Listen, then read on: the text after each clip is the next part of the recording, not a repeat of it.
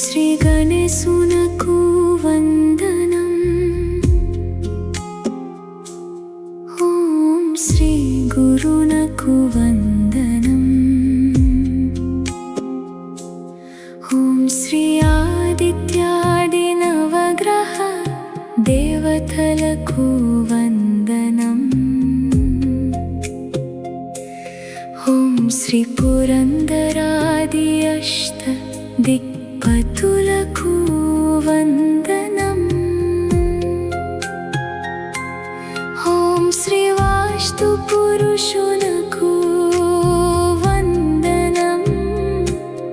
ఓం శ్రీ దుర్గాదేవికి వందనం. ఓం సర్వ స్వరూపునకు శ్రీకాల భగవానునకు వందనం.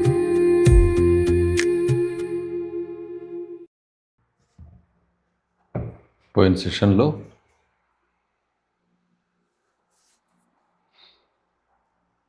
మైత్రేయ మహర్షి పరాశర మహర్షిని హోరాశాస్త్రం గురించి అడగటాన్ని గురించి విన్నాం. ఆ సందర్భంగా ఆయన వేసిన ప్రశ్న, ఈ విశ్వం ఎలా పుడుతూ ఉన్నది, ఎంతవరకు ఉంటుంది, ఇది ఎలా లయమవుతున్నది, ఎప్పుడు లయమవుతూ ఉంది, అదేవిధంగా భూమి మీద ఉండే ఈ ప్రాణులకి, నిత్యం పుట్టిపోతూ ఉన్న ఈ ప్రాణులకి, ఆకాశంలో సంచరిస్తూ ఉన్న గ్రహాలకి ఉన్న సంబంధం ఏమిటి, ఫలితాలు అనేవి ఏ విధంగా గ్రహాల ద్వారా ఈ ప్రాణులకి ప్రాప్తిస్తూ ఉన్నాయి అనే మాటని అడిగారు. అక్కడ మొదలైన సంభాషణ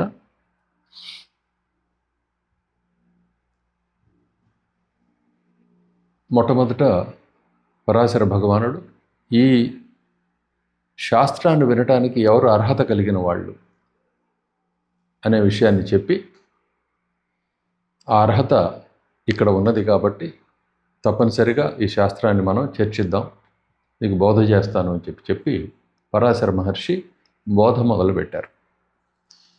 ఇప్పుడు ఈ మొదటి అధ్యాయంలో ఒక భాగం 10 శ్లోకాల వరకు మనం పోయినసారి చెప్పుకున్నాం. తక్కిన 16 శ్లోకాలు, అంటే మొత్తం 26 శ్లోకాలు ఇందులో కనిపిస్తూ ఉన్నాయి. ఈ 16 శ్లోకాల్లో కూడా సృష్టి తత్వము, సృష్టి ఎలా ఉద్భవిస్తూ ఉన్నది, అది ఎలా లయమవుతూ ఉన్నది అన్నది ఆ 16 శ్లోకాల్లో చెప్పారు. అయితే ఇక్కడ చెప్పినా ఇప్పుడు నేను తేలికగానే మీకు వివరణ ఇవ్వడానికి ప్రయత్నం చేసినా సరే మీకు వెంటనే అది అర్థం కాదు, అర్థమైనట్లుగా అనిపిస్తుంది అంతే, అనుభూతికి మాత్రం అందదు. నేను చెప్పింది వింటూ ఉంటే మీకు అర్థమవుతున్నట్లుగా అనిపిస్తూ ఉంటుంది, కానీ దాన్ని అనుభూతికి తెచ్చుకోవడానికి నీకు సమయం పడుతుంది. దీన్ని సాధనా కాలం అంటాం. ఈ సాధనకి ఇప్పుడు మరి మైత్రేయ భగవానుడిలాగా నువ్వు తయారై దీన్ని వినాలంటే ఇప్పుడు అయ్యే పని కాదు. కాబట్టి నీకు చాలా సులభ సూత్రంగా ఉండటం కోసం అని చెప్పి ఒక మంత్రాన్ని ఇవ్వబోతూ ఉన్నాను. ఇప్పుడు మంత్రము అంటే ఆలోచన, గుర్తుపెట్టుకోండి. మంత్రం అంటే ఆలోచన, భావన. నేనే మాటలు చెప్తానో ఆ మాటల్ని నువ్వు పలికితే అది మంత్రం అవుతుంది. నువ్వు మళ్ళీ నీ మాటల్ని అందులో చేర్చావనుకో మంత్రానికి తేడా వస్తుంది. అర్థమైందా? ఇప్పుడు మనకి సంస్కృతంలో ఆ శబ్దాలని, ఆ అక్షరాల్ని కూర్చి చేసేది మంత్రం. దాంట్లో ఏముంటుంది? మంత్రంలో ఒక భావన ఉంటుంది. ఓం నమో నారాయణాయ, ఓం నమః శివాయ, ఓం శ్రీమాత్రే నమః, ఓం రామాయ నమః. ఇవన్నీ మంత్రాలే. కానీ ఏమున్నది వాటిల్లో?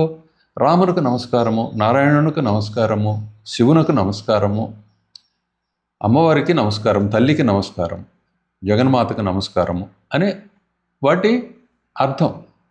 అలానే ఆ ధాతువుల్ని, ప్రయోగించిన ధాతువులను అనుసరించి చాలా అర్థాలు అందులో స్ఫురిస్తాయి.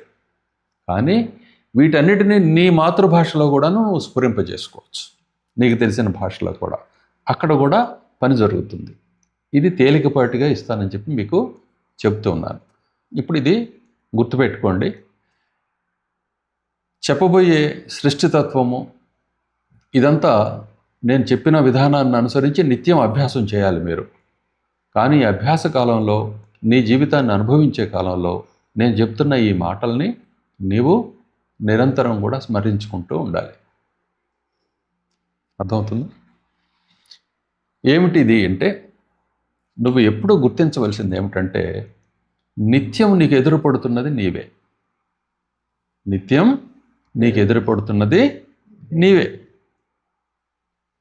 నీవు ఒకసారి నీ దేవుడి రూపంలో ఎదురవుతున్నావు, ఒకసారి నీ గురువు రూపంలో ఎదురవుతున్నావు, ఒకసారి నీ భార్య రూపంలో ఎదురవుతున్నావు, ఒకసారి నీ భర్త రూపంలో ఎదురవుతున్నావు, ఒకసారి నీ బంటు రూపంలో ఎదురవుతున్నావు, ఒకసారి నీ యజమాని రూపంలో ఎదురవుతున్నావు.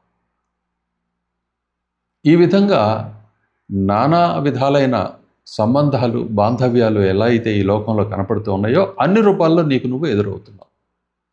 ఆయా సంబంధాలని బట్టి నీవు నమస్కార అర్హుడిగానో లేకపోతే నమస్కరించేవాడిగానో ఉంటావు. అంటే నమస్కరింపదగిన వాడిగానో నమస్కరించేవాడిగానో ఉంటావు. నీకు నేను చెప్పేది ఏమిటి అంటే, నీవు నిరంతరము కూడాను నమస్కరించేవాడిగా ఉండు. నిరంతరము కూడా నమస్కరించేవాడిగా ఉండు.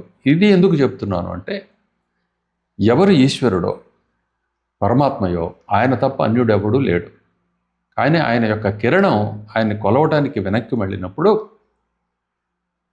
ఆ స్వామి వైపు తిరిగినప్పుడు సూర్యుని కిరణమే ఈ శరీరం, సూర్యుని కిరణమే ఈ జగత్తంతా కూడా, సర్వము కూడాను సూర్యప్రసాదమే. ఆ కిరణం ఆయన వైపు తిరిగినప్పుడు ఆయనకి నమస్కరిస్తుంది. ఆ అట్టి కిరణాలే నీకు ఎదురవుతున్న సర్వము కూడా. ఈ విధంగా నీకు నువ్వే ఎదురవుతున్నావు. నీకు నువ్వు మరి సూర్యుడి నుంచి కదండి నేను వచ్చాను, ఇంకో కిరణం కూడా వచ్చిందా అంటే, నీకు కనపడేది మాత్రం నువ్వు చేసిన కర్మఫలం. గుర్తుపెట్టుకో, నీకు ఎదురవుతున్నదంతా నువ్వు పుట్టించిందే, వేరేది కాదు. ఆ పుట్టించిన దాంట్లో కూడా మరలా నువ్వు దేన్ని ఎంచుకుంటావో దాన్ని అనుసరించి నీకు క్రొత్త కర్మ, క్రొత్త ప్రారంభం అనేది మొదలవుతూ ఉన్నది. ఈ విషయాన్ని నువ్వు గుర్తుపెట్టుకొని ఈ మాటల్ని మాటి మాటికి వింటూ ఉంటే అనేక సందేహాలు వస్తాయి, వాటంతట అవి తీరిపోతూ ఉంటాయి. ఈ మాటలను వింటూ ఉంటే నీకు ఎదురవుతున్నది నిరంతరం నీవే. నీవు స్వామిగా ఎదురైనప్పుడు పూర్ణ సమర్పణ భావంతో ఉండు. గురువుగా నీకు నువ్వు ఎదురైనప్పుడు ఆ గురువుకు సర్వసమర్పణ భావం చేసుకొని నమస్కార భావంతో చెవులను పూర్ణంగా తెరిచి శ్రద్ధగా వినటానికి ప్రయత్నం చేయి. ఇది సంగతి. నీకు శత్రువుగా ఎదురవుతున్నది నీవే, మిత్రుడిగా ఎదురవుతున్నది నీవే, ఉదాసీనుడిగా ఎదురవుతున్నది కూడా నీవే. నీకు పరిచయం లేని దానిగా ఎదురవుతున్నది నీవే, నీకు పరిచయమైన దానిగా ఎదురవుతున్నది నీవే. నీ స్వప్నంలో ఎలా అయితే నీకు పరిచయమైన వాళ్ళు, పరిచయం లేని వాళ్ళు కూడా ఎలా అయితే కనిపిస్తున్నారో అదే విధంగా ఈ జాగ్రత్త అవస్థలో కూడా, అంటే నేను ఇప్పుడు తెల్లవారింది, పనులు చేసుకుంటున్నాను, నలుగురితో మాట్లాడుతున్నాను, ఈ ప్రపంచంలో నేను విహరిస్తున్నాను అనే దీంట్లో కూడా నీకు ఎదురవుతున్నది నువ్వే. నీకు పరిచయం ఉన్నట్లుగాను, పరిచయం లేనట్లుగాను, క్రొత్తదనంగాను ఎదురవుతున్నావు. నీ పూర్వకర్మను అనుసరించి సుఖమో, దుఃఖమో, సౌకర్యమో, అసౌకర్యమో నీకు ఎదురవుతూ ఉన్నది. దానిని నీ పూర్వ అభ్యాసాల వల్ల, మరొకడెవడో ఉన్నాడనే భావనని దృఢపరచుకోవటం వల్ల ఇంకొకటి మీదకి తోయాలనే ప్రయత్నం చేస్తున్నావు. దీనికి కారణం నేను కాదు, ఫలానా వాడని చెప్పడానికి నువ్వు ప్రయత్నం చేస్తున్నావు. ఈ విధంగా నిన్ను నీవు నిందించుకుంటున్నావు. ఆత్మనింద, పరనింద, దైవనింద అని నిందలు 3 రకాలు. దైవనింద అంటే నువ్వు చేసుకొని నీకు ఎదురవుతున్నది పరమాత్మ. ఆత్మనింద అంటే సాక్షాత్తు ఈశ్వరుణ్ణి నిందించటమే. పరనింద అంటే ఇతరులు ఎవరూ లేరు, కానీ అక్కడ కూడా దేవుణ్ణే నువ్వు నిందిస్తూ ఉన్నావు. ఈ విధంగా ఈశ్వరో గురురాత్మేతి అని చెప్పి ఎలా అయితే మనకి వినిపిస్తూ ఉన్నదో పెద్దలు చెప్పిన మాట, ఈశ్వరుడుగా, గురువుగా, ఆత్మగా నీవే ఉన్నావు. ఇది వాస్తవం. ఈ విషయం తెలిసే వరకు నువ్వు అభ్యాసం చేయాలి. ఈ విషయం నీకు తెలిసిన తర్వాత ఈ శాస్త్రాలతోటి పని లేదు. ఈ విషయం తెలిసేంత వరకు దీనిని అనుసంధానం చేస్తూ ఈ భావాన్ని, ఇప్పుడు నేను చెప్పిన భావం అంతా కలిపితే మంత్రం. సందేహం కలిగింది, వెళ్ళి తీర్చే వాళ్ళ దగ్గర, పెద్దల దగ్గరికి వెళ్ళి, నీకు అందుబాటులో ఉన్న వాళ్ళ దగ్గరికి వెళ్ళి ఆ సందేహాలను తీర్చుకోవాల్సిన బాధ్యత నీ మీదే ఉంటుంది. అర్థమవుతుందా? ఎవరు తీరుస్తారు మరి నీ ఎదురుగా వచ్చి? నీ ప్రారంభం అలా ఉంటే నీకు గురువు తారసపడతారు. లేనప్పుడు నువ్వేం చేయాలి? నువ్వు ప్రయత్నం చేయాలి. ప్రయత్నం చేసి నీలోనే నువ్వు గురువుని పుట్టించుకోవాలి. అంటే గురువుని దర్శించాలి. అలా దర్శించిన వాళ్ళే మీరందరూ. అలా దర్శించడమే ఎప్పుడూ జరుగుతూ ఉన్నది. కాబట్టి నువ్వు ఏమి కోరుకుంటున్నావో అది ఎలా అయితే పొందుతున్నావో ప్రయత్నం చేసి దీన్ని కూడా అలానే నీలోనే పొందుతున్నావు. ఇది వాస్తవ తత్వం. క్లియరా? గురువు శిష్యుడు అనే దానిగా ఉంటున్నది నీవే. ఈ విషయం నీకు అర్థం కానంతసేపు కూడా, నేను ఫలానా వ్యక్తిని అని చెప్పి నువ్వు భావన చేస్తున్నంతసేపు కూడా ఈ మాటల సారం అనుభవానికి రాదు. వినటానికి చాలా హాయిగా ధైర్యం వచ్చేటట్లుగా అనిపిస్తుంది. కానీ నువ్వు దానికి తగిన ప్రయత్నం చేయాలంటే అటువంటి జీవితాన్ని కొనసాగించాలి. అంటే ఈ మాటలకే నీ జీవితాన్ని అంకితం చేయాలి. అంకితం చేస్తే పని జరుగుతుంది. ఎంతమందికి అర్థమైంది చెప్పిన మాట? ఏమ్మా అర్థమవుతుందా? అర్థం కాకపోతే వెంటనే అడుగుతూ ఉండండి ఇది ఎలా అని. అది చాలామందికి మేలు చేస్తుంది. మీరు అడిగే ప్రశ్న చాలామందికి మేలు చేస్తుంది. కాబట్టి నీకు ఎవరు ఎదురవుతున్నది? ఎవరు? సో ఇప్పుడు ఇక్కడ కూర్చున్నది ఎవరు? నువ్వే. కానీ ఏ రూపంలో ఎదురయ్యావు? గురు రూపంలో. కాబట్టి నీ పని ఏమవుద్ది? ఎందుకంటే నీకు ఆ శరీరం మీద స్వాధీనత కనిపిస్తున్నది. ఇక్కడ నీకు అది స్వాధీనం కనపడడంలో, అజమాయిషి కనపడడంలో. అప్పుడు నువ్వేం చేయాలి?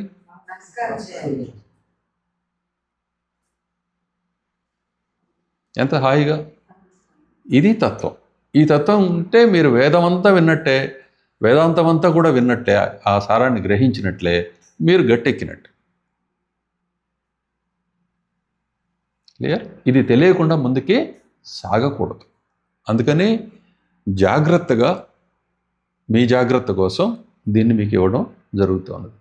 మరి మీరెందుకు ఇస్తున్నారు స్వామి? ఈ ప్రశ్న కూడా వస్తుంది.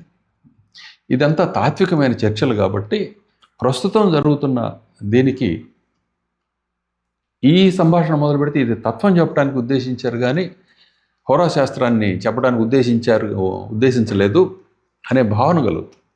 అందుకని దీన్ని ముఖ్యంగా ఇచ్చేసి వదిలేస్తున్నాను. సాధన కావాలంటే దగ్గరకు వచ్చి నేర్చుకోండి, అది వేరే సమయం. సో ఎందుకు చెప్తున్నానంటే, నువ్వు శిష్యుడిగా ఎందుకు కూర్చున్నావో నేను గురువుగా అందుకే కూర్చున్నాను. నాకు నేను శిష్యుడిగా ఎదురయ్యా. మరి నా పని ఏంటి? ఊడ్చుకోవడం, తుడుచుకోవడం, శుభ్రం చేయడం, ఉతకటం. అర్థమైందా? పిండి కొట్టడం, లేకుండా చేయటం. ఏం లేకుండా చేయటం? సందేహం లేకుండా చేయటం. ఎప్పుడు ఏ గురువు అయినా ఎక్కడైనా సరే గురుస్థానాన్ని, ఉదాహరణ ఇక్కడ పరాశర భగవానుడిని తీసుకుందాం.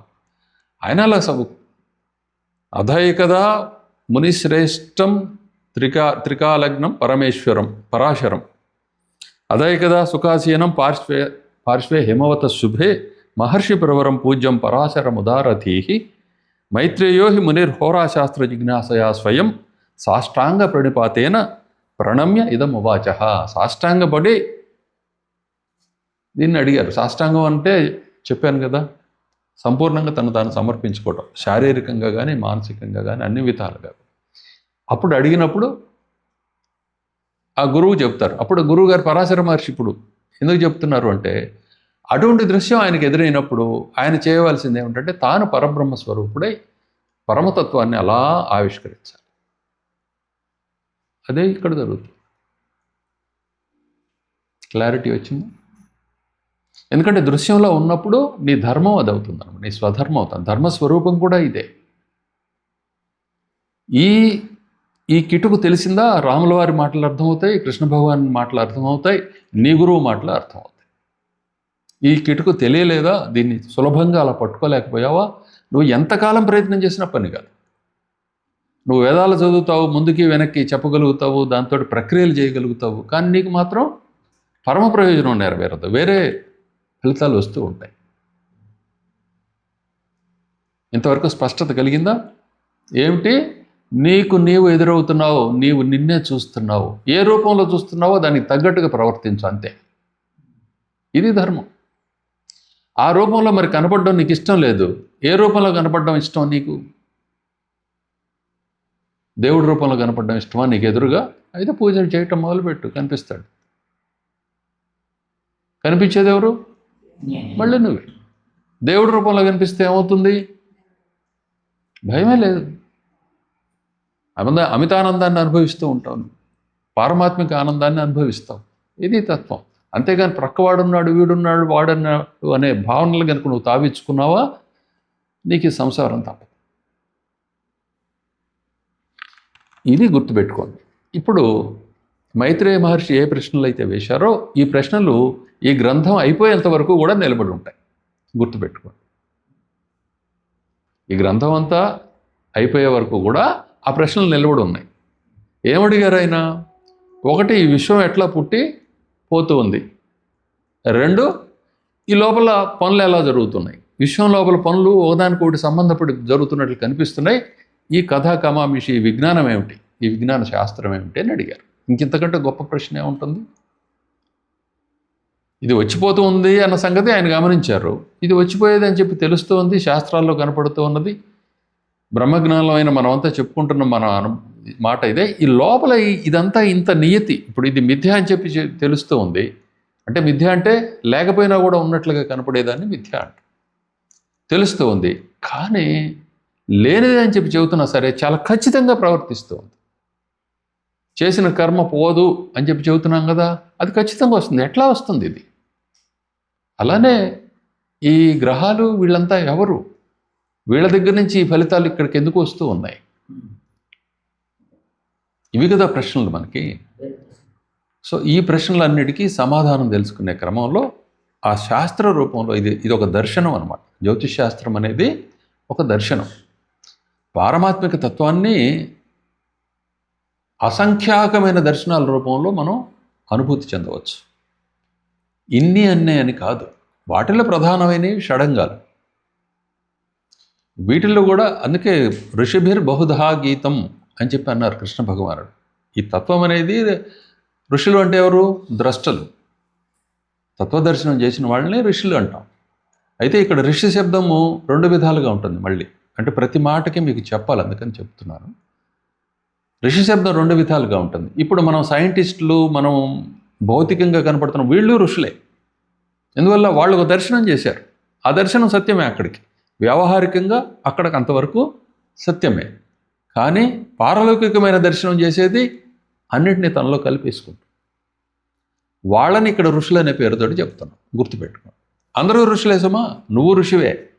ఏమిటి? నీకేవో కొన్ని తెలుసు, ఇతరులకు తెలియనివి. నీ పంధం నీకేదో ఉంది. అలానే మతాల గురించి మీకు ఎన్నోసార్లు చెప్పాను. ఎంతమంది పుడుతున్నారో అన్ని మతాలు ఉన్నాయి.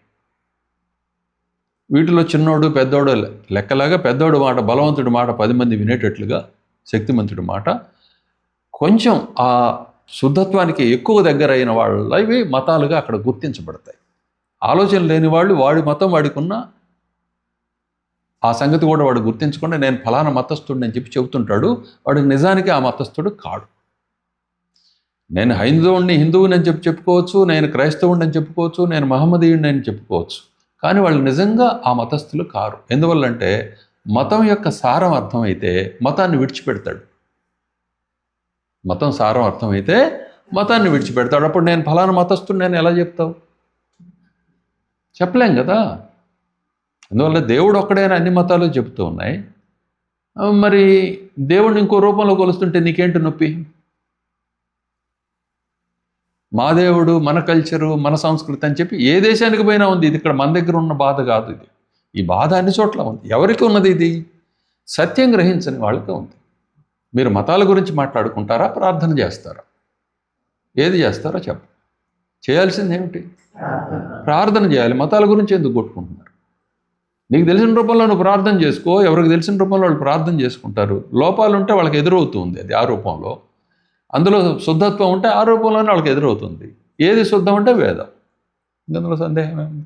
మరి క్రైస్తవం కాదా?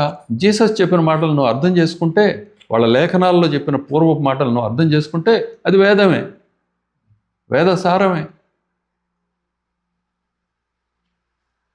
అర్థమవుతుందా? నీవు నిర్ణయించుకొని ఆ విధమైన ప్రవర్తనతో నువ్వు ఇంకా పతనం పొందించుకోకూడదు. నిన్ను ఉద్ధరించుకోవాలి. ఉద్ధరేద్ ఆత్మనాత్మానం నా ఆత్మానం అవసాదయేత్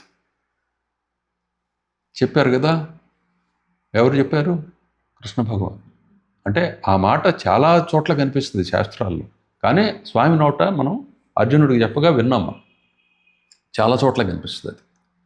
వశిష్ఠ భగవానుడు ఎన్నో చోట్ల చెప్తారు ఇదే మాట.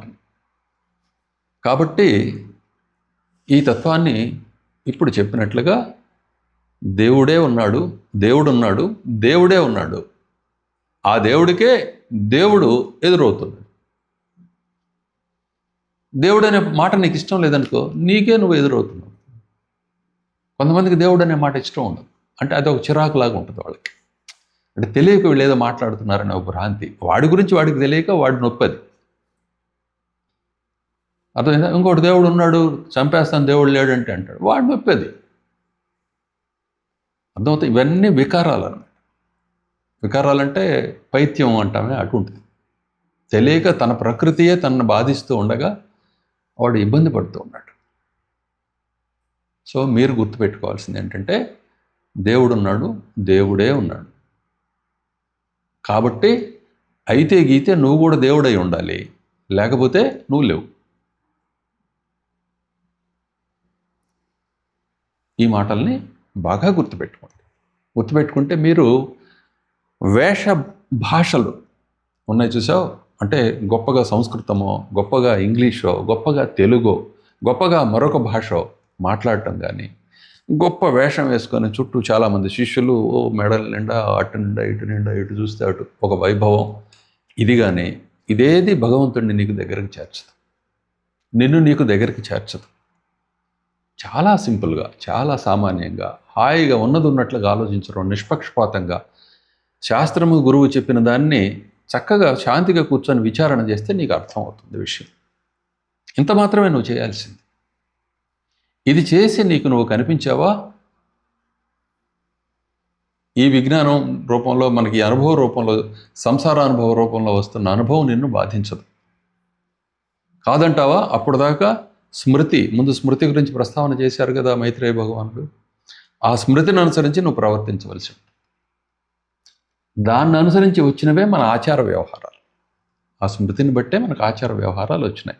నీకు వివరణ తెలియదు కాబట్టి ఇది ఇలా చేయాలి, కోడికి వేయంగానే ఈ పని చేయాల్సిందే, లేకపోతే ఇంకోటి చేయాల్సిందే, ఇటువంటి భావనలన్నీ వచ్చినాయి.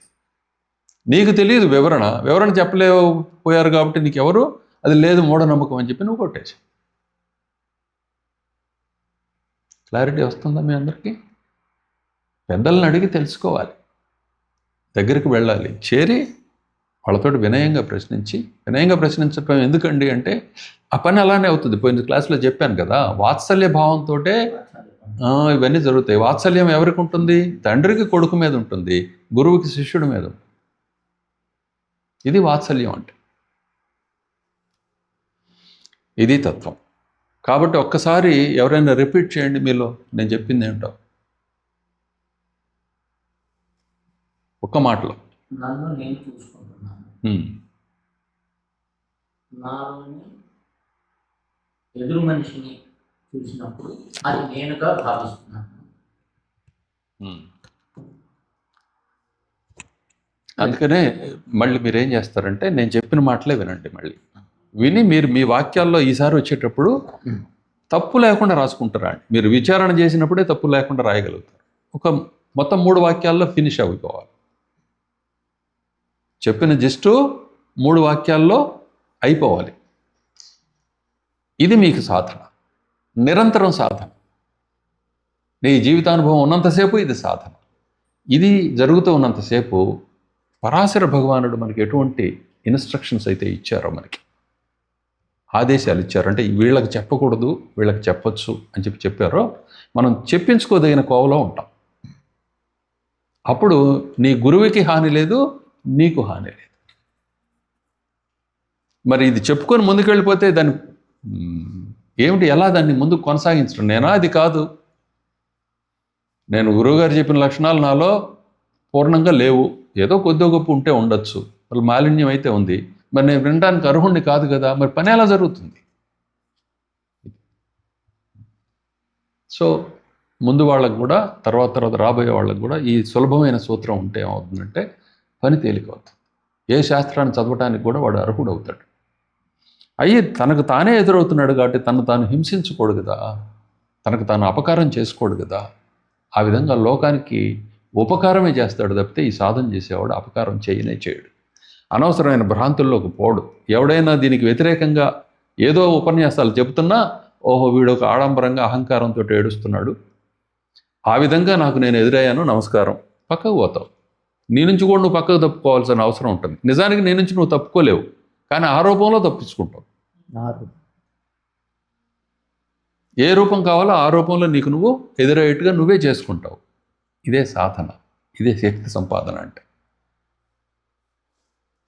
అర్థమవుతుందా? చాలా తేలిగ్గా ఉండటానికి ఈ మాటల్లో చెప్పాను మీకు.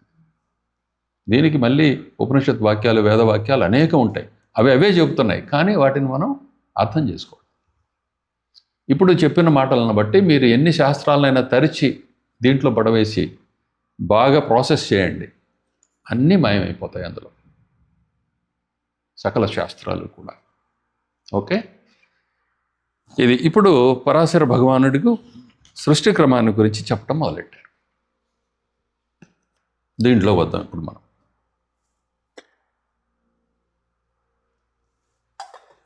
మీ అందరికి సంతోషం కలుగుతుందా ఇది వింటుంటే? అనిపిస్తుందా? నిద్ర వస్తుందా? సంతోషం కలుగుతుంది కదా. ఏం చెబుతున్నారు? ఏకో అంటే ఏకః, ఒక్కడే, అవ్యక్తాత్మకః, అసలు కనపడకపోవటమే సారంగా కలిగినవాడు. అవ్యక్తాత్మకః అంటే కనపడకపోవటమే ఆయన సారం. ఎస్సెన్స్ ఏమిటి? దేవుడు ఎస్సెన్స్ అంటే కనపడకపోవడం. దేవుడు కనపడు, కానీ కనిపిస్తాడు, చూసుకుంటాడు తను తాను. ఇట్లా ఇలా చూసుకుంటున్నాడు. ఎవరు? ఉన్నాయనికి దేవుడు అని మనం పేరు పెట్టుకున్నాం సౌలభ్యం కోసం. ఏ పేరు లేదు నిజానికి ఆయనకి. కొంతమంది విష్ణు అన్నారు, కొంతమంది ఇంకొకళ్ళు అన్నారు, కొంతమంది ఇంకొకళ్ళు అన్నారు. ఆయా ప్రాంతాలు, భాషలను అనుసరించి, ఆయా దీన్ని అనుసరించి రకరకాల పేర్లతోటి, భావాలతోటి స్వామినే చూస్తున్నారు. ఎవరు చూస్తున్నారు? స్వామే చూస్తున్నారు. ఇది గుర్తుపెట్టుకోవాలి బాగా. ఏకః అవ్యక్తాత్మకః, తనకు తాను కనపడ్డు. చూసుకోవాలంటే మాత్రం ఆయనకి తాను ఒకటి సృష్టించుకోవాల్సి వస్తుంది. అద్దం. ఏం కావాలి? అద్దం కావాల్సి వస్తుంది. ఆదర్శం అంటాం దాన్ని. అద్దమే, ఆదర్శం నుంచి అద్దం అనే మాట వచ్చి దర్పణం అని కూడా అంటాం. ఓకే, ఈ అద్దం ఎక్కడి నుంచి వస్తుంది మరి? తన వీక్షణమే అద్దం. ఏంటది? వీక్షణం. వీక్షణం ఎప్పుడు కలుగుతుంది? వీక్షణం అంటే ఏంటి? చూడు, చూపు. సూర్యుడి కిరణం సూర్యుని యొక్క వీక్షణం. అర్థమవుతుందా? సూర్యకిరణాలు ఆయన చూపులు, అదేవిధంగా మనకి ఆయన పాదాలు, మనకి పూజించుకోవటానికి ఆయన పాదాలు. కాబట్టి ఎప్పుడు దీపజ్యోతి కనపడినా, ఎక్కడ ఏది ప్రకాశంగా ఏది నీకు కనపడుతూ ఉన్నా, ఏ దృశ్యమైనా సరే సూర్యరూపమే. కాబట్టి నమస్కరించడంతో ఆయన నమస్కరించబడుతూ ఉన్నాడు సూర్యనారాయణుడు. అర్థమవుతుందా? సరే, ఏకో అవ్యక్తాత్మకో విష్ణు. విష్ణు అంటే ఏమిటంటే, ఈ శబ్దం ఎక్కడ నిలబడి మనం అవగాహన చేసుకోవాల్సిన అవసరం వస్తుందంటే, ఈ చోటు ఆ చోటు, ఈ భావన ఆ భావన, ఈ అనుభూతి ఆ అనుభూతి, ఇప్పుడు ఒకప్పుడు అని వీటన్నిటిలో కూడా సమానంగా వ్యాపించి ఉండటాన్ని విష్ణుత్వము అంట. అంటే ఇదంతా విష్ణుత్వం అనే మాట ఎక్కడ వస్తుంది? సాంసారిక అనుభూతి ఎందు మాత్రమే ఇది వర్తిస్తుంది, లేకపోతే విష్ణు శబ్దానికి అర్థమే లేదు. తాను తప్ప అన్య లేనప్పుడు వ్యాపించి ఉన్నాడనే మాటకు అర్థమే ఉంది? సర్వవ్యాపకుడు అని చెప్పుకోవడానికి అర్థమే ఉన్నది? అర్థమవుతుందా మీకు? మీరు కొంతకాలం అభ్యాసాలు చేశారు కాబట్టి నేను చెప్పే మాటలు వెంటనే అర్థమవుతాయి. కాబట్టి అక్కడ విష్ణు అనే మాట కూడా నిజానికి అర్థం లేదు. కానీ మరి ఆయన్ని కొలవాలంటే విష్ణునామం అవసరం, నారాయణ నామం అవసరం.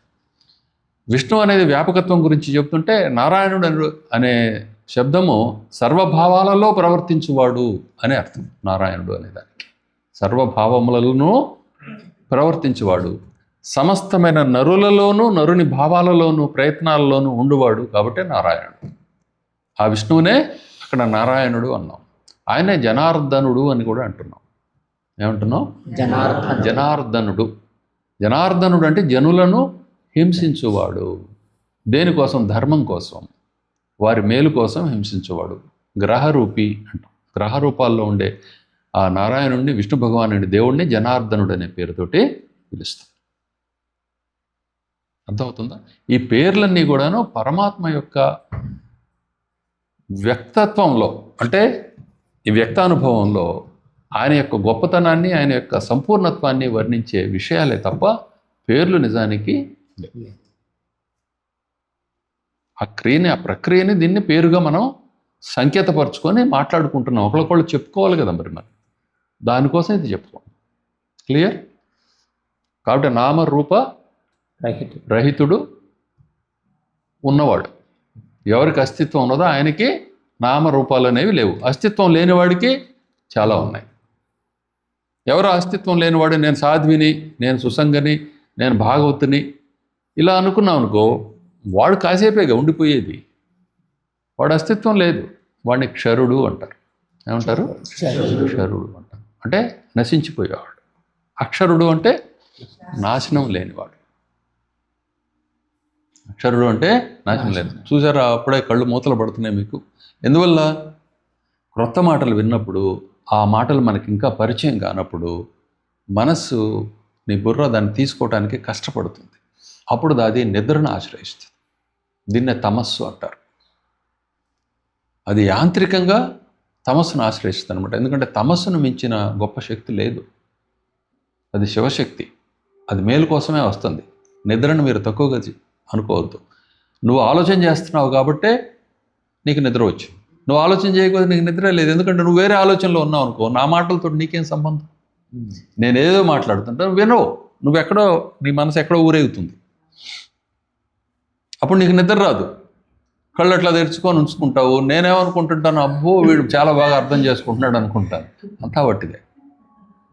నిద్ర వస్తుందంటేనే నువ్వు ఈ పని మీద ఉన్నావు, పని కాక పాపం ఇబ్బంది పడుతున్నావు అని అర్థం.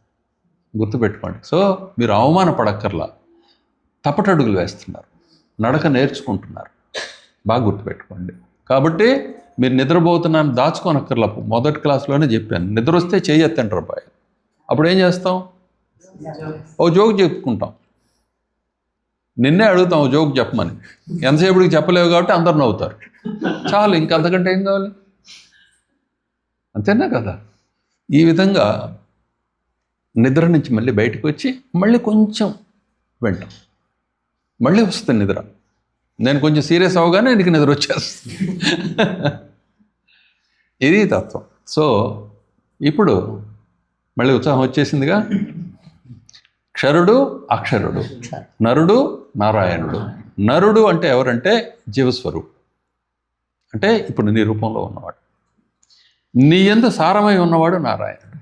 నువ్వు చేయాల్సింది ఏమిటి? నీలో ఉండే నారాయణుడిని తెలుసుకో. అప్పుడు ఎవరు ఉంటారు? ఎవరు మిగులుతారు? నారాయణుడే మిగులుతారు. సో నరనారాయణులు వేరు వేరు కారు. కృష్ణార్జునులు వాళ్ళిద్దరు అనన్యులు. అర్థమవుతుందా? ఈ విధంగా సృష్టితత్వము, పారమాత్మిక తత్వము ఒకటే. ఈ విషయం అర్థమైన తర్వాత చెప్పేదంతా అర్థమవుతుంది తేలిగ్గా. లేకపోతే ఇది అర్థం కాదు. ఇక్కడ ఏదో రాశారు, అనువాదంలో కూడానేమో స్పష్టత ఉండదు మీకు. లేకపోయేటప్పటికి ఏమవుద్ది? ఏదో ఈ గందరగోళం ఉంది, తెలిసి తెలియక ఏదో రాసేసుకున్నారండి అంటారు. తెలిసి తెలియక కాదు, మనకి ఇంకా పరిచయం లేక అలా అనిపిస్తుంది అనమాట. కొంచెం కష్టపడితే పని జరిగిపోతుంది. కొంచెమే. ఏం చేయాలి? బుజ్జగించాలి. ఎవరిని? నీ మనసుని.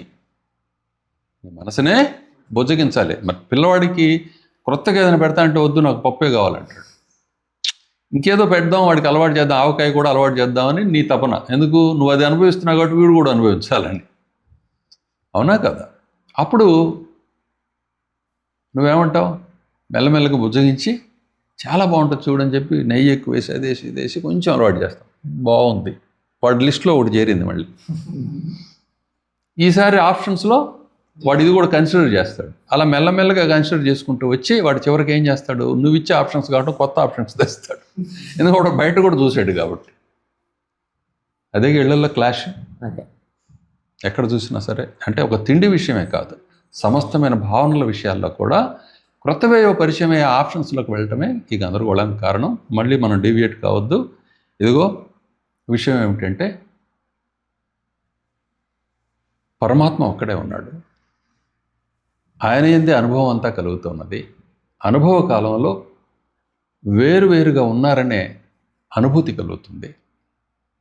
విశ్లేషణ చేయకపోతే అది నీకు బంధమై, కర్మబంధమై, జన్మ కారణమై, అంటే నానా జన్మల కారణమై, అదేవిధంగా నానా జన్మలంటే అవి గొప్ప జన్మలు కావచ్చు, తక్కువ జన్మలు కావచ్చు, వీటన్నిటి కారణమై ఈ సంసారంలో నిన్ను బంధించి వేస్తుంది. ఇప్పుడు ఆ బంధానుభవాన్ని నువ్వు అనుభవిస్తూనే ఉన్నావు. ఎలా అనుభవిస్తున్నావు అంటే, ఇదిగో ఆయన కోటీశ్వరుడు, ఈయన శతకోటీశ్వరుడు, ఈయన సహస్ర కోటీశ్వరుడు, ఈయన 1,00,000 కోటీశ్వరుడు. ఓకే, ఆయన ఎంతసేపటికి నేను 1,00,000 కోటీశ్వరుడిని అనుకోలేడు. నేను కోటీశ్వరుడు మాత్రమే అనుకోగలుగుతాడు. అంటే ఏంటి, నీ నామరూపాలతోటి నీకు ఏదైతే మొట్టమొదటి నుంచి నువ్వు అంగీకరిస్తూ వచ్చావో దాన్ని అంగీకరిస్తుంటావు తప్పితే ఎంతసేపటికి మరొక దాన్ని నువ్వు అంగీకరించు చేయలేవు నువ్వు. అదే నీ బంధం. ఏమంటే నేను అంగీకరించి అదైతే నేను అయిపోతానా నువ్వు అంటే, నీకు విశ్వాసం ఉంటే ఎందుకు అవ్వవు? నీకు అదే అనుభవం వస్తుంది. కాదు వాడిని నువ్వు పిచ్చోడు అంటావు. ఏమంటావు? పిచ్చోడు. ఎవరంటారు? పిచ్చోడు అంటారు. చుట్టూ ఉండేవాళ్ళు వీడిని నార్మల్గా వీడి ఇది కదా, వీడు కోటీశ్వరుడు అయితే నేను 1,00,000 కోటీశ్వరుని అంటాడేంటి, అంటే శతసహస్ర కోటీశ్వరుని అంటాడేంటి అని ప్రక్కవాడు అంటాడు. వీడు అనటంతో వాడికి డౌట్ వచ్చేస్తుంది. డౌట్ రావడంతో ఎక్కడ ఉంటాడు వాడు? అక్కడ ఆ కోటీశ్వరుడి దగ్గరే ఉంటాడు, లేదా అరకోటీశ్వరుడి దగ్గర ఉంటాడు. అంటే ఇది జస్ట్ ఉపమానంగా చెప్తున్నా. ఈ భావన నీ ప్రకృతి, నీ స్వభావం, ఆ విధంగా వచ్చింది. అది దాంట్లోంచే అది నీ అడ్రస్ కూడా, అది నీ చిరునామా, నీ విలాసం. ఆ చిరునామా నుంచే నీవు నీ అసలు చిరునామా ఉంటుంది, నువ్వు ఇంకా గుర్తించవలసి ఉన్నది. ఆ చిరునామాకి దారి వెతుక్కోవాలి. ఆ దారినిచ్చేవే ఈ శాస్త్రాలు. ఆ దారినిచ్చేవే ఈ శాస్త్రం. కాబట్టి శాస్త్రాన్ని ఎప్పుడు నిందించకూడదు. తెలియకపోతే నాకు తెలియదు అని ఊరుకోవాలి అంతే తప్పితే అది ఒట్టిదే మోసం అని చెప్పి నువ్వు నిందించకూడదు. ఇది గుర్తుపెట్టుకోండి. తర్వాత శాస్త్రాన్ని అడ్డుపెట్టుకొని మోసాలు చేసేవాళ్ళు ఉంటారు. మరి అది వాడి ప్రారంభం, వాడి వ్యవహారం, వాడి తెలివేది. అదేందా మాయాబజార్లో ఇది కూడా తెలివే అన్నట్టు వాళ్ళ తెలివిలో అవి. సో ఈ విధంగా ఏకః అవ్యక్తాత్మకః విష్ణుః. విష్ణుః అంటే ఏంటి? సర్వవ్యాపకుడు. అనాదిః, ఆయనకి ఆది లేదు. ఆది అంటే మొదలు అని అర్థం. అనాది అంటే ఆయనకు మొదలు లేదు అని అర్థం. మొదలు లేదు అన్నదానికి అర్థం ఏంటి? బీజం లేదని, ఆయనకి కారణం లేదని. ఇప్పుడు మనకి కారణం ఎవరుగా కనిపిస్తున్నారు? తల్లిదండ్రుల కారణంగా కనిపిస్తున్నారు మనకి.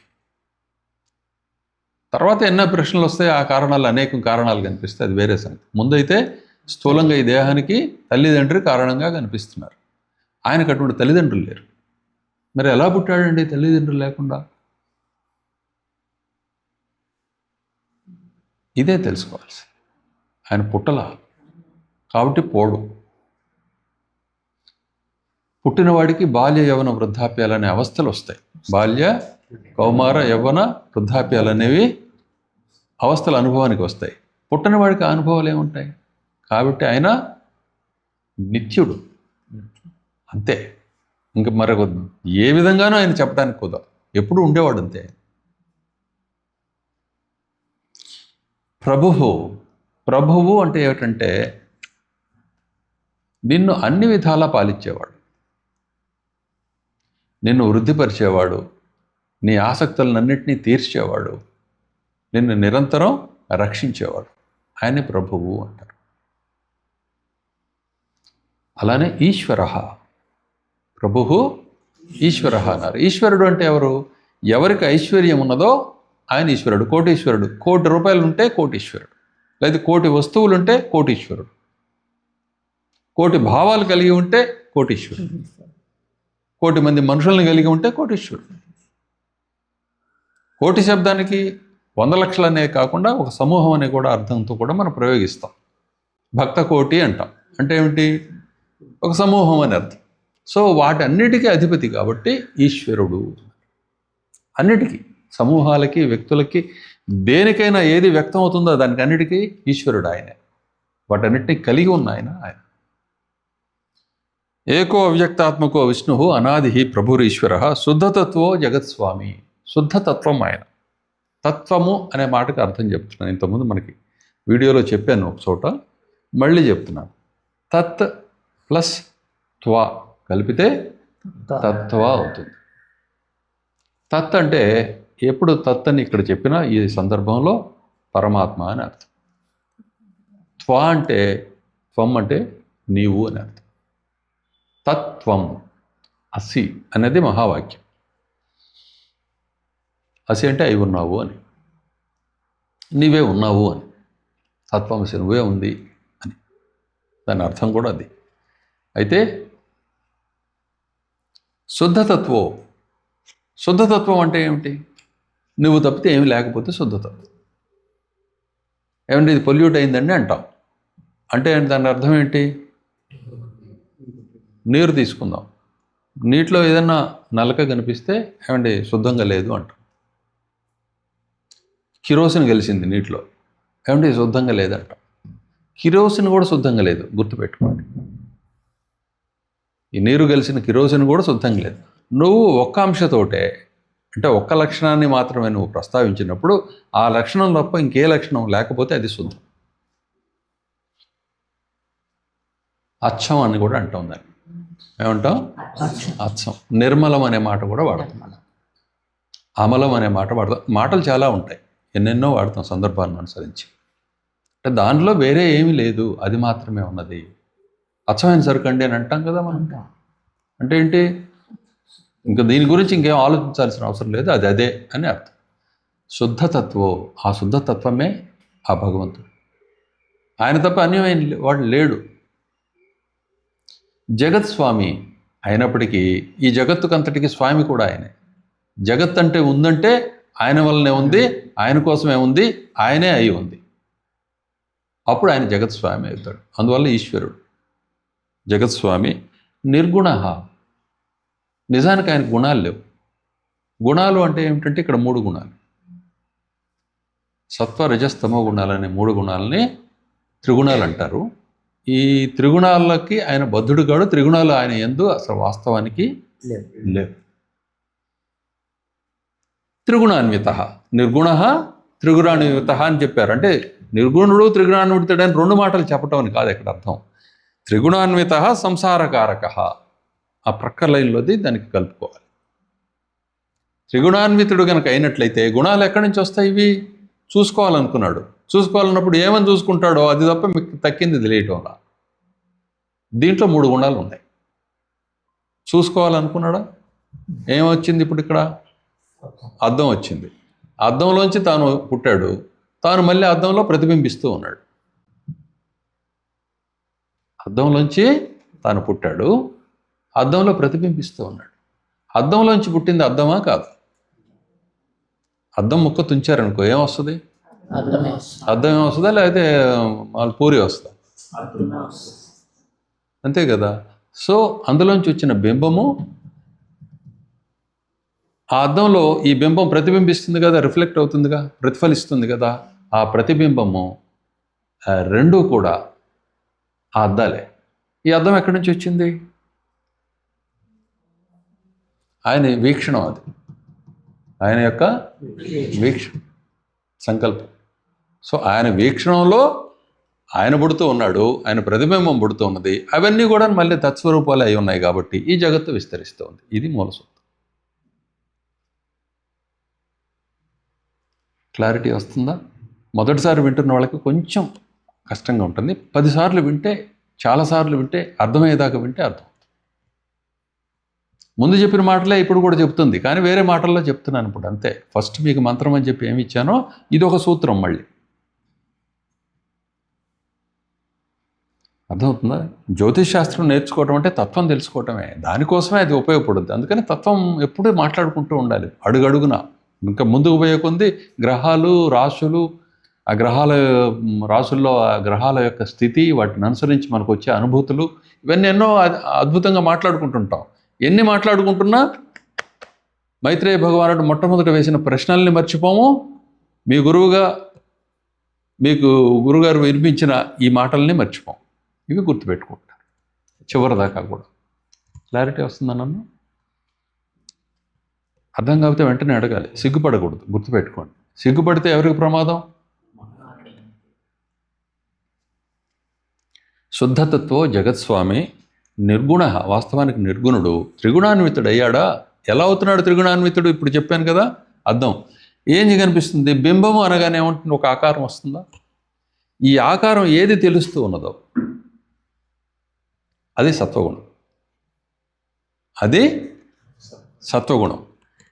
అది వాస్తవాన్ని మొత్తాన్ని తెలియజేయకుండా ఆకారాన్ని మాత్రమే తెలియజేస్తూ ఉన్నది చూసావు, అది రజోగుణం. జాగ్రత్తగా వినండి, చాలా సులభంగా మీకు తత్వాన్ని చెప్తుంది. ఏది నీకు ఆకారం కనిపించిందో ఆ కనిపించటం అనేది సత్వగుణం. అంటే ఏదో ఒకటి నీకు తెలుస్తూ ఉంది అక్కడ. అలా తెలుస్తూ నీ వాస్తవం, అద్వైత్వం ఎప్పుడైతే నీకు మరుగుపడుతూ ఉందో, నువ్వు తెలియాల్సిన విధంగా కాకుండా మరొక విధంగా తెలుసుకుంటున్నావు కాబట్టి అది రజోగుణం. అక్కడ నీకు పనులు బయలుదేరుతాయి. అది జీవభావాన్ని ఇస్తుంది. ఇక ఇలా తెలుసుకోవటం వల్ల ఏది తెలియకుండా ఉంటుందో, ఒకటి మిగతాదంతా తెలియకపోవడం ఏదైతే ఉందో అది తమోగుణం. తెలియకపోవడం తమోగుణం, తెలియటం సత్వగుణం, తెలియటంలోని లోపం రజోగుణం. తెలియడం సత్వగుణం, తెలియకపోవటం తమోగుణం, తెలియటంలో లోపం రజోగుణం. తెలియటంలో లోపం ఎప్పుడు ఏర్పడిందో సంసారం ఉద్భవించింది.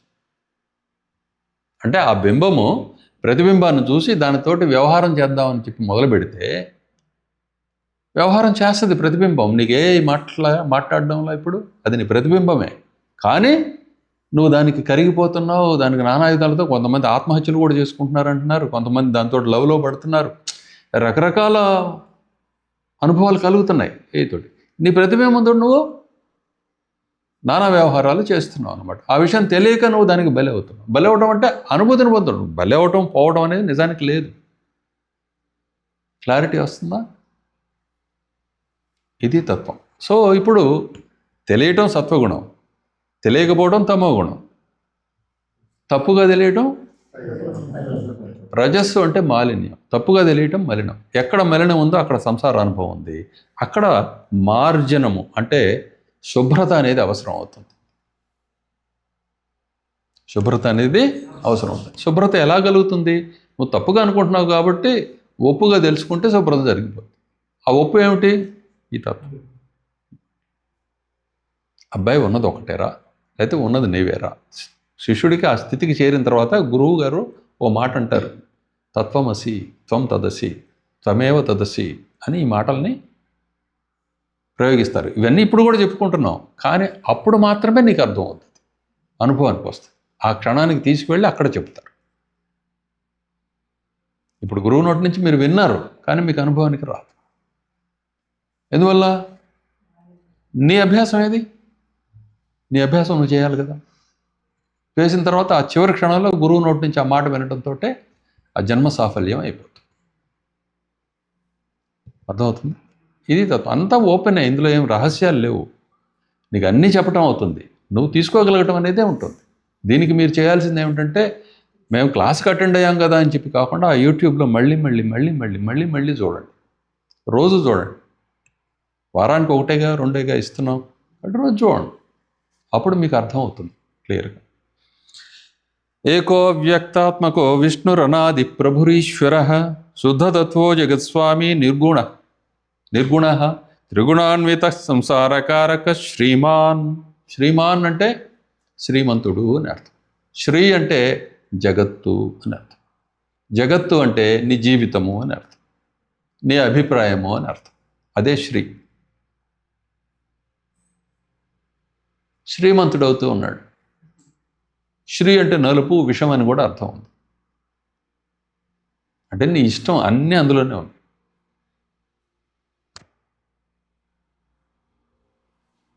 సాలిపురుగు అని కూడా అర్థం కూడా. శ్రీకాళహస్తి విన్నారు కదా, శ్రీ అనే మాటకే సాలిపురుగు అనే అర్థాన్ని కూడా అక్కడ చెప్తున్నాం మనం వింటున్న దగ్గర రెగ్యులర్గా. ఏం చెప్పా, ఎందుకు సాలిపురుగు? అది గూడు వెళ్ళుకొని తన గూట్లో దాన్ని ఇరుక్కొని ఉంటుంది. వీడు చేస్తున్నది అదే. శ్రీమంతుడవుతూ ఉన్నాడు.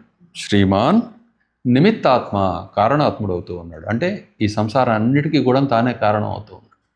ప్రతాపవాన్, దాంతో అన్నిటిని దాన్ని చేస్తా దీన్ని చేస్తానని చెప్పి అన్నిటిని దాటి తన భావంలోనే, తన భావాన్నే తాను విస్తృతపరుచుకుంటూ, అంటే దీన్నే బ్రహ్మత్వము అంటారు.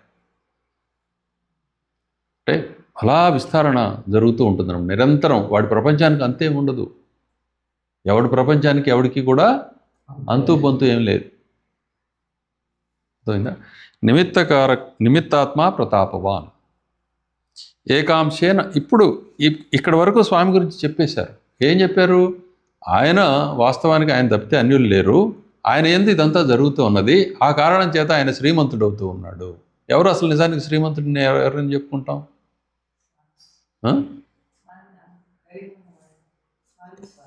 నారాయణుణ్ణి, లక్ష్మీనారాయణుణ్ణి శ్రీమంతుడు అంటాం. శ్రీ అంటే లక్ష్మి కదా, సిరి అంటే మనకి. అది కలిగి ఉన్న ఆయన ఎవరు? నారాయణ. మరి రూపాయి ఉన్నది, రూపాయి సిరే కాదా? అవునా కాదా? రూపాయి సిరియే కదా. ఈ సిరి కలిగి ఉండటం ఏదైతే ఉందో అది ముక్తికి అవరోధం అవుతుంది. ఈ సిరి ఎక్కడి నుంచి వచ్చింది? త్రిగుణాల వల్ల వచ్చింది. దేనివల్ల వచ్చింది? ఇది కాని సిరి ఒకటి ఉంది, అసలు సిరి. ఆ సిరి శుద్ధ సత్వగుణం అంటారు దాన్ని. ఈ సాధనాంతంలో అద్వయ అనుభూతిలో అనుభవానికి వచ్చేది అది. అక్కడ ఆ సిరిని మనం సంసార కారకత్వంగా మనం చెప్పమన్నమాట. దేవుడు చెయ్యి పట్టుకోవటం, అది పరమాత్మను ఆశ్రయించి ఉండటం, ఆ తెలివి అది, ఆ జగత్, ఆ ప్రపంచం అది. క్లారిటీ వస్తుందా అందరికీ కూడా? శ్రీమాన్ నిమిత్తాత్మ ప్రతాపవాన్. ఈ విధంగా ఆయన అద్వయుడై ఉండి కూడా ఈ జగత్ అనుభవం అంతా కూడాను ఆయనే ఇస్తూ ఉన్నాడు. ఆయన ఎప్పుడు మానదలుచుకుంటే అప్పుడు ఈ విశ్వం లయమైంది. ఏకాంశేన జగత్సర్వం సృజత్యవతి లీలయ. సృష్టించి రక్షించి సంహరింపజేస్తూ ఉన్నాడు ఒక్క వీక్షణంలో. అంశ అంటే ఇక్కడ 4 పాదాలు ఉన్నాయి, ఒక పాదం అని కాదు అర్థం. అందరూ పొరపాటు పడతారు. అది కాదు, అది ఒక్క అంశతోటి, అంటే ఒక్క వీక్షణములోనే, ఒక్క తలపులోనే, ఒక్క భావనలోనే దీన్నంతా కూడా పుట్టించడం, నిలబెట్టడం, మళ్ళీ మాయం చేయడం అనేది జరిగిపోతుంది. దీన్ని 3 పాదాలు అంట. ఇది ఒక్క అంశే. ఏమిటి ఆయన అంశ? ఆయన వీక్షణం శక్తి, ఆయన అనుభవ శక్తి, ఆయన అస్తిత్వ అనుభూతి అనేది. అస్తిత్వము, అస్తిత్వ అనుభవం అని 2గా చెప్పబడుతున్నా, అది ఒకటే కదా. అదే క్లియర్. ఏకాంశేన జగత్ సర్వం సృజత్యవతి లీలయ. ఒక క్రీడగా, లీల అంటే ఆట, లీలయ ఒక ఆటగా ఇదంతా కూడా సృష్టించి ఉంచదలుచుకున్న సేపు ఉంచి తర్వాత తుంచేస్తూ ఉన్నాడు. తుంచితే ప్రక్కన పడి ఉంటుంది కదా, కాదు, మాయమైపోతుంది. ఏమైపోద్ది? మాయమైపోయి ఆయనగా ఉంటాడు అంతే. ఏమి నాశనం అవటం లేదా? ఏమైనా పుడితేగా నాశనం అవటానికి. ఇప్పుడు ఆయన నుంచి వచ్చిందేమో ఆయనే, ఆయనక ఆది అంతము అనేది లేదు. ఆయన నుంచి వచ్చిన దానికి ఎందుకు ఉంటుంది? కాబట్టి ఇది అమృతమే. ఈ అమృతానికి 3 పాదాలు ఉన్నాయి. ఏ అమృతం? ఈ సంసారం అనే అమృతానికి, ఈ జగత్ అనే అమృతానికి 3 పాదాలు ఉన్నాయి. ఏమిటా 3 పాదాలు? జాగ్రత్త స్వప్న సుషుప్తులు. ఈ జాగ్రత్త స్వప్న సుషుప్తుల్లో 3 గుణాలు వ్యాపించి ఉంటాయి. ఈ జాగ్రత్త స్వప్న సుషుప్తులు 3 గుణాలకు అక్కడ తావు లేదు, ఇక్కడ తావు ఉన్నది. ఈ 3 గుణాలు ఇక్కడ వ్యాపించి ఉంటాయి. ఎలా ఉంటాయి? జాగ్రత్తలో సత్వగుణం అధికంగా ఉంటుంది, రజోగుణం కూడా బలం పొంది ఉంటుంది. స్వప్నంలో సత్వగుణం ఉంటుంది, రజోగుణం కూడా ఉంటుంది, తమోగుణ స్థాయి తక్కువ ఉంటుంది. తమోగుణంలో సత్వ రజస్ గుణాలు 2 కూడా అణిగిపోయి ఉంటాయి, కేవలం తమస్సు మాత్రమే ఉంటుంది. 3 గుణాల్లో 3 గుణాలు మళ్ళీ కలిసిపోయి ఉంటాయి. 3 పాదాల్లో మళ్ళీ మేల్కోవటం ఉంటుంది. ఎవడైతే కేవలం సత్వగుణంతో మాత్రమే, అంటే తన ప్రయత్నాల ద్వారా, ఈ గుణాలు ఎట్లా ఉంటాయంటే కర్మ రూపంలో ఉంటాయి. కర్మ త్రిగుణాత్మకంగా ఉంటుంది. కర్మని మళ్ళీ 3 విభాగాలుగా సత్వగుణ కర్మ, రజోగుణ కర్మ, తమోగుణ కర్మ అని చెప్పి 3 రకాలుగా చెబుతాం. ఏ పని చేయకుండా పడుకోవటం తమోగుణం, నిద్రపోవటం, లేకపోతే దాని మీద శ్రద్ధ కనపరచకపోవటం, అలసత్వం అంటాం దాన్ని, అది చూపించటం తమోగుణం. రజోగుణం అంటే ఏంటంటే నేను గిరిధారిని అనుకోవటంతో, ఇంకా గిరిధారి కాదు గోవర్ధన్ అనుకోవటంతో ఇక గందరగోళం మొదలవుద్ది. ఆ సైట్ ఏం చేయాలి, ఇదేం చేయాలి, ఆ కూతురుని ఏం చేయాలి, కొడుకుని ఏం చేయాలి, మనవాడిని ఏం చదివించాలి, వాళ్ళు ఏమంటున్నారు, వీళ్ళు ఏమంటున్నారు, మనం ఎంతకాలం బ్రతుకుతాం, ఈ పేస్ మేకర్ ఏమవుద్ది, అదేమవుద్ది, ఇదేమవుద్ది, ఇవేగా ఆలోచనలు. ఇంకేమున్నాయి వీటిని దాటి మనకి? నువ్వు ఫలానా అని చెప్పి నువ్వు అనుకోవడంతో ఇవన్నీ వచ్చినాయి. ఇంకొక మాదల శ్రీను అనుకున్నాడు అనుకో, ఐలు వస్తుంది, అమ్మని తీసుకురావాలి, భార్యని తీసుకురావాలి, పెద్దోడు ఎట్లున్నాడో, చిన్నోడు, వాడి పిక్చర్ వాడిది, వాడి ప్రపంచం వాడిది. ఇట్లా ఎక్కడికక్కడ ప్రపంచాలు అలా ఉద్భవించి మారిపోతూ ఉన్నాయి. ఇది 3 పాదాలతో, ఇది అక్కడదే కాబట్టి ఇది అమృతమే. ఎప్పుడు కావాలంటే కన్ను తెరిస్తే వస్తుంది, మూస్తే పోతుంది. ఉన్మేష నిమిషోత్పన్న విపన్న భవనావళి అన్నదానికి ఎక్స్ప్లెనేషన్. అర్థమైందా? లలితానామాల్లో మీరు విన్నారు కదా, మీ అందరికీ వర్చుగా క్లారిటీ వస్తుందా? ఇది తత్వం. ఇది తెలిస్తే ఇప్పుడు ఏకాంశేన జగత్ సర్వం అన్నదానికి 1 పాదంతో దీన్ని సృష్టించారు, మళ్ళీ 3 పాదాలని దేనికి చెబుతున్నావు? అది అసలు ఇక్కడ చమలేదు. అమృతము, అమృతమైనది ఆయనకి మృతి లేదు, మృతి లేని వాడి నుంచి వచ్చేది అమృతంగా ఏమవుతుంది అంటే సంసారం. అంటే ఎప్పుడు ఉంటుందా స్వామి? కావాల్సిన సేపు ఉంటుంది, వద్దనుకుంటే పోతుంది. సింపుల్. సినిమా ఎప్పుడు చూడాలంటే అప్పుడు స్విచ్ ఆన్ చేస్తావు, ఎట్లంటే పోతుంది. ఉందా లేదా? ఉంచుకుంటే ఉంది, లేకపోతే లేదు. కానీ అది నీతోటే ఉంది కాబట్టి నువ్వు ఎప్పుడు ఉంటున్నావు, నీతోటి ఉన్నది అమృతమేగా. ఈ మాటలు అర్థమైనా మీకు శాస్త్రాలతోటి పని లేదు. ఇది అర్థమయ్యే వరకు మాత్రం స్మృతిని అనుసరించాలి. బాగా 10 సార్లు ఎందుకు చెప్తున్నానంటే ఇందులో చాలా కన్ఫ్యూజన్ ఏంటంటే, తొందరపడి ఒక కోయిల అనే శాస్త్రి గారు రాశారు కదా, ముందే కూసింది అని చెప్పి. ఏ శాస్త్రి గారు తెలుసా? ఆయన పేరు పెద్ద మహానుభావుడు ఆయన. సరే కాదండి, సిరివెన్ ఆయన రాసినవి చాలా గొప్పవి ఉన్నాయి. ఈయన దేవులపల్లి కృష్ణ శాస్త్రి గారు అని మహానుభావుడు, ఆయన రాశారు. సరే, తొందరపడి ఒక కోయిల అంటే ఇవి తత్వం అంతా ఉన్నాం గురువు గారి దగ్గర, ఇంకా మనకు శాస్త్రంతో పని లేదనుకున్నారా, మీరు పప్పులో కాలేసినట్లే. ఇది బాగా గుర్తుపెట్టుకోండి. 1 గురువాక్యము, 2 శాస్త్రవాక్యం, 3 కులాచారం. ఈ 3 మీరు పాటించాల్సిందే. ఈ 3 ఏది బలమైనదంటే గురువాక్యం. నువ్వు గురువుని తప్పుగా నిర్ణయించుకుంటే ఆ దోషం నీది. అర్థమైందా? లేదు, గురువుని సంపూర్ణంగా నువ్వు విశ్వసించకపోతే దోషం నీది. గురుతత్వం నీకు తెలియలేదు కాబట్టి. గురువాక్యాన్ని నువ్వు అనుసంధించావా, నీకు దోషమే రాదు. కాదులేండి నాకు నమ్మకం లేదు గురువు లేడు, నేను శాస్త్రవాక్యాన్ని కులాచారాన్ని పాటిస్తాను అన్నావు అనుకో, కులాచారంలో మళ్ళీ మీకు తగాదాలు ఉన్నాయి. శాస్త్రమా నువ్వు పరిపూర్ణత సాధించలేదు కాబట్టి నీకు అర్థం కాదు. గురువు లేకుండా పని ఎట్లా ఉంది? మరి గురువుల్లో దోషాలు ఉన్నాయి కదా, ఆ దోషం గురువుల్లో లేదు, నీలో ఉంది. గుర్తుపెట్టు. గురువులు ఏదో కులంలోనో, ఏదో ప్రాంతంలోనో, ఏదో ఒక మతంలోనో, ఏదో రూపంతో పుడతారు. వాళ్ళు కాదు గురువులు, ఆ శరీరాలు కాదు గురువు. గురుతత్వం ఎప్పుడు భగవంతుడు. నువ్వు ఎలా అయితే ఒక విగ్రహాన్ని తెచ్చుకొని పూజ చేసుకుంటావో, ఒక చిత్రపటాన్ని పెట్టుకొని పూజ చేసుకుంటావో, ఆ చిత్రపటం సరిగా గీయబడిందైనా ప్రింట్ చేయబడిందైనా కాకపోయినా నీ పూజకేమి లోటు ఉండదు.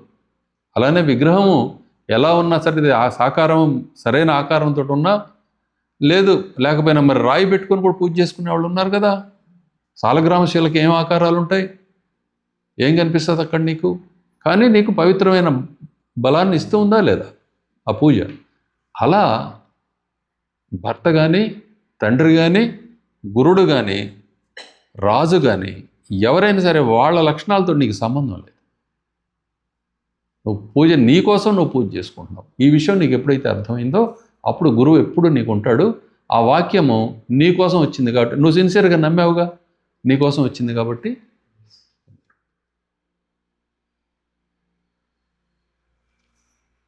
క్లారిటీ వస్తుంది కదా. సో ఏకాంశేన జగత్ సర్వం సృజత్యవతి లీలయ, ఒక్క చూపుతో అలా సృష్టించి నిలబెట్టి మళ్ళీ తీసేస్తూ ఉన్నారు. ఏకాంశము అన్నదానికి అర్థం ఏమిటి? ఒక్క కటాక్షం, ఒక్క వీక్షణం, దాని అంతా ఇవన్నీ కలుగుతూ ఉన్నాయి. ఉన్మేష నిమిషోత్పన్న త్రిపాదం తస్య దేవస్య హి అమృతం తత్వదర్శన. ఇక్కడ తూ హీ చ ఇటువంటి అక్షరాలు కొన్ని ఉంటాయి సంస్కృతంలో. వాటిని చాలామంది ఏమనుకుంటారంటే కేవలం వాక్య పూరణం కోసమో ప్రాస కోసమో వీటిని ప్రయోగిస్తున్నారని చెప్పి చాలామంది పండితులు అనుకున్న వాళ్ళు కూడాను అటువంటి భాష్యం చెప్పారు దానికి. కాదు, నేను గమనించింది ఏమిటంటే శాస్త్రాలన్నిటా కూడా ఎక్కడ ఏది తూ ఈ చ ఇవి ఎక్కడ ప్రయోగించబడుతున్నాయో వాటికి ప్రత్యేకమైన భావన ఉన్నది. ఇప్పుడు నువ్వు మాటల్లో అలానా, ఓ అలానా, నువ్వు మాటల్లో వెటకారం ఉంటుంది, ఒక్కోసారి నిజాయితీ ఉంటుంది, ప్రశ్న ఉంటుంది, ఒక ఆశ్చర్యం ఉంటుంది. ఒకే మాటలో ఎట్లయితే ఉందో ఈ మాటలను అలా ప్రయోగిస్తూ ఉన్నారు ఈ అక్షరాలని. ఇక్కడ హీ అనే అక్షరం వచ్చింది. ఇక్కడ హీని ఏమని తీసుకోవాలంటే అందువలన, ఏలనన అని తీసుకోవాలి. త్రిపాదం తస్య దేవస్య హి అమృతం తత్వదర్శన. తత్వదర్శన అయిన వాళ్ళకి ఆయన ఆ దేవుని యొక్క ఆ త్రిపాదం కూడా అమృతమే అని అర్థం.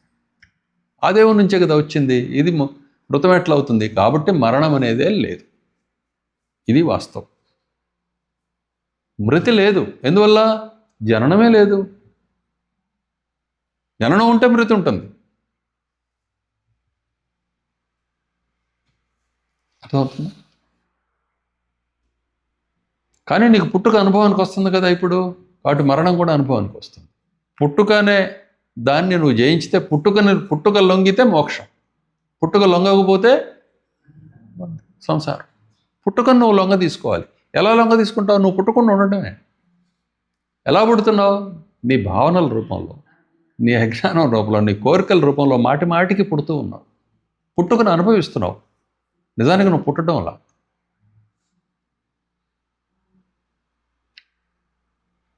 ఓకే, దాన్ని అలా గుర్తుపెట్టుకోండి.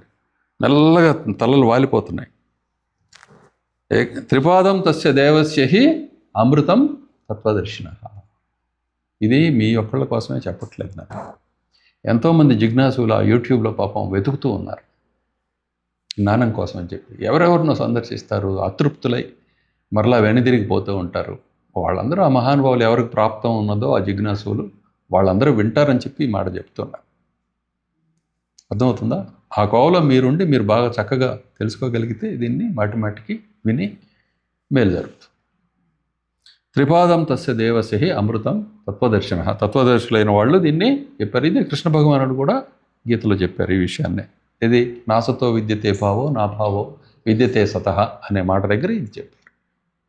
ఉభయోరపి దృష్టవంతస్తనయో తత్వదర్శిభి అన్నారు. సేమ్ ఇదే మాట, వేరేం తేడాయే లేదు.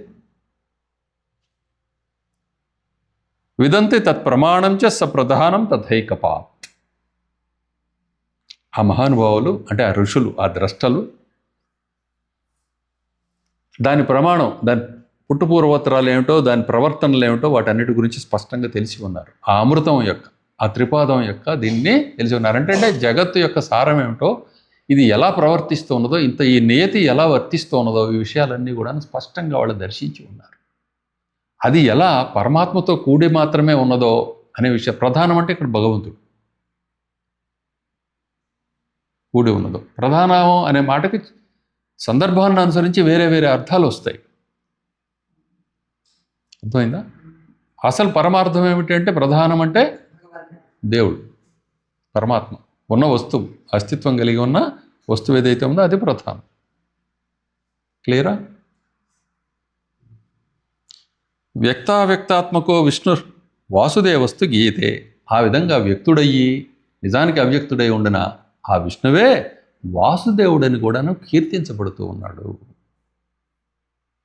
ఆయన్నే వాసుదేవుడు అంటాం. వాసుదేవుడు ఎవరు? కనపడనివాడు ఆయనే, కనబడేవాడు కూడా ఆయన. ఆ విధంగా ఆయన కీర్తించబడుతూ ఉన్నాడు. యద్ అవ్యక్తాత్మకో విష్ణు శక్తిద్వయ సమన్విత. వ్యక్తం కానీ ఆత్మ, ఆ స్వరూపం కలిగిన ఆయనకి రెండు శక్తులు ఉన్నాయి. ఏమిటి ఆ రెండు శక్తులు? తన అస్తిత్వము, తన భావన. ఇవే రెండు శక్తులు. ఏమిటవి? భావన. భావన యందు జీవానుభవం ఉంటుంది. కానీ భావన శుద్ధమైనప్పుడు ఆ కేవల అస్తిత్వానుభవం మాత్రమే ఉంటుంది. ఇది తత్వం. రెండు శక్తులు చెప్పాం. ఆ శక్తులు ఏమిటి? ఒకటి తన అస్తిత్వం అనుభూతి, అస్తిత్వము, అస్తిత్వ అనుభవము. అస్తిత్వ అనుభవంలో ఆయన చైతన్యమూర్తి కాబట్టి భావం కూడా చైతన్యం మాత్రమే. దాని యందు చిజ్జడత్వాలు అనేవి, చైత్యాలు అనేవి అనుభవానికి వస్తాయి. క్లియర్? ప్రశ్న ఉందా ఏమన్నా? నాకు ఇప్పుడు చెప్పిన మాటలు అర్థం కాదు. అది ఈ తాత్వికమైన క్లాసుల్లో ఇది మళ్ళీ చెప్పుకుందాం. నేను ఇప్పుడు ముందుకు సాగుతున్నా, వేగంగానే వెళుతున్నాను. యాక్చువల్గా కొంచెం నిదానంగా సాగుతున్నట్టు మీకు అనిపిస్తున్నా, నేను వేగంగా వెళుతున్నా. ఎందుకంటే ఇలా యుగం తరబడి చెప్పుకున్నా సరే తాత్విక చర్చలు ఆగవు. చూశాంగా సత్రయాగం అనే పేరుతోటి మహర్షులు వీళ్ళు నిరంతరం చేస్తూనే ఉన్నారు. సహస్రాధికంగా సంవత్సరాలన్నీ కూడా వాళ్ళు తత్వచర్చలు చేస్తూనే ఉంటారు. ఎందుకంటే ఆనందం ముందు ఏది సరిపోదు. మీరు రోజు అనుభవిస్తున్నారు దాన్ని. కాబట్టి వ్యక్తావ్యక్తాత్మకో విష్ణుర్ వాసుదేవస్తు గీయతే యద్ అవ్యక్తాత్మకో విష్ణు శక్తిద్వయ సమన్విత. ఆ రెండు శక్తులు ఏమిటంటే తన అస్తిత్వ శక్తి, రెండోది భావనా శక్తి. భావన ఆయనకంటే అన్యం కాదు కాబట్టి అది శుద్ధత్వం. త్రిశక్తియుక్తో వ్యక్తాత్మ, మూడు శక్తులతో కలిగి ఉన్నాడు వ్యక్తాత్ముడు. త్రిశక్తియుక్తో వ్యక్తాత్మ ఎవరు? ఆయనే వాసుదేవుడే. ఆ విష్ణువే ఇటువైపు సంసారం వైపు చూసినప్పుడు, ఆ భావనలో వెలిగినప్పుడు మూడు శక్తులతో కూడుకున్నాడు. ఏమిటా మూడు శక్తులు? సత్వశక్తి, రజోశక్తి, తమోశక్తి. వాటిని గుణాలు అనే పేరుతో కూడా చెబుతున్నాం. అంటే మూర్తిగా చెప్పేటప్పుడేమో శక్తి అనే పేరుతో చెబుతాం. అంటే ఆయన దేవేరులుగా చెప్పేటప్పుడు, ఆయన అనుభూతిగా చెప్పేటప్పుడు శక్తి నామంతో వ్యవహరిస్తాం. అదే దాని లక్షణాలను చెప్పేటప్పుడు గుణనామంతో వ్యవహరిస్తాం. అంతే. గుణశబ్దానికి అర్థం ఏమిటంటే నువ్వు చేసే కొంది పెరిగేది కాబట్టి గుణం. గుణం అంటే ఏంటి? గుణకారాలు అంటారు కదరా. అంటే ఏంటి గుణకారం అంటే? హెచ్చవేయటం. ఎలా హెచ్చవేస్తావు? ఒకదాన్ని ఇంకోసారి వేస్తే హెచ్చించబడుతుంది కదా. నువ్వు ఒకసారి ఒక రాయి తీసి ఇక్కడ పెట్టావు, మళ్ళీ ఇంకో రాయి తీసి ఇక్కడ పెట్టావు, ఇంకో రాయి తీసి ఇక్కడ పెడతావు. కొన్నాళ్ళకి ఏమవుతుంది? కొండ అవుతుంది. కొన్నాళ్ళకి కొండ అవుతుంది. అప్పుడు దాని గుణం అంట. అలా జరుగుతుంది కాబట్టి గుణం అంటున్నాం. కాబట్టి ఇప్పుడు సత్వగుణాన్ని కనుక నువ్వు అభ్యాసం చేస్తే ఆత్మానుభవం కలుగుతుంది. రజోగుణాన్ని అభ్యాసం చేస్తే, అంటే ఈ సంసార గుణాలని ఈ లోకం ఉందనే భావనతో కనుక నువ్వు ప్రయత్నాలు మొదలుపెట్టి చేస్తూ ఉంటే అది పెరుగుతుంది. నువ్వు దేన్ని హెచ్చించుకుంటావు నీ ఇష్టం. అందుకని గుణం అనే మాట వచ్చింది అక్కడ. క్లియరా? అక్కడ మూడు శక్తులు ఉన్నాయి ఆయనకి. అవేమిటి? సత్వ, రజస్, తమో శక్తులు. త్రిశక్తియుక్తో వ్యక్తాత్మ, ఆయన కనపడుతూ ఉంటాడు. నా రూపంలో, నీ రూపంలో, వాళ్ళ రూపంలో, వీళ్ళ రూపంలో, శత్రుమిత్ర కళత్ర బంధు పరివారం సమస్తమైన వాళ్ళ రూపంలో కనపడేది ఆయనే. చరాచరాత్మకంగా, స్థావర జంగమాత్మకంగా కనపడుతున్న ఈ జగత్ స్వరూపంలో కనపడుతున్నది కూడా ఆయన. ఈ జగత్ అంతా కూడాను 3 శక్తులు కలిగి ఉంటుంది. అర్థమైందా? త్రిగుణాలు కలిగి ఉంటుంది. సత్వప్రధాన స్త్రీశక్తి. సమయం అయింది కాబట్టి ఇప్పుడు మనం 14వ శ్లోకం వరకు చెప్పుకున్నాం. ఈ చెప్పుకున్న దాంట్లో మీకు సంశయం కలిగితే అడగండి, ఏమన్నా వివరణలు అడగచ్చు. మీకే కాదు, చాలామందికి ఉపయోగపడుతుంది మీరు ఏదైనా అడిగితే. జయ సద్గురురామ్.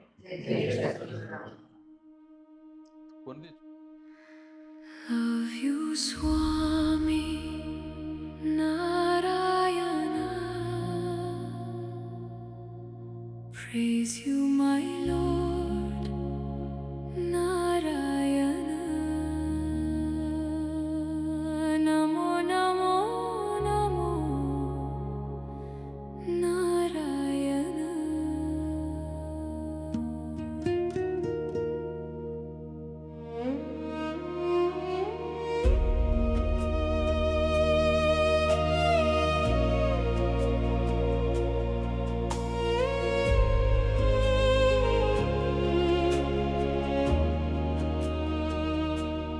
Love you, Swami Narayana.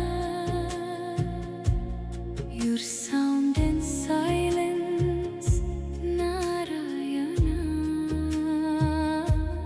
Praise you,